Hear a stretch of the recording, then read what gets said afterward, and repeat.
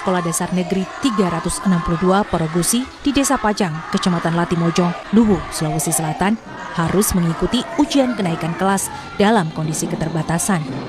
Ujian harus dilaksanakan para siswa menumpang di SD Negeri 248 Kampung Baru, Kecamatan Bajo.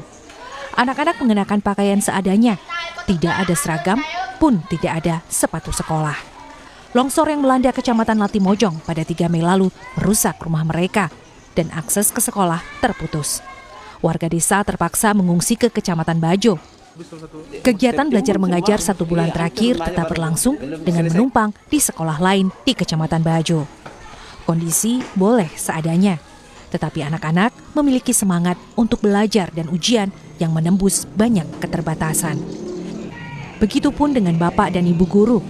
Meski juga menjadi korban longsor, mereka tetap menjaga nyala asa di depan anak-anak.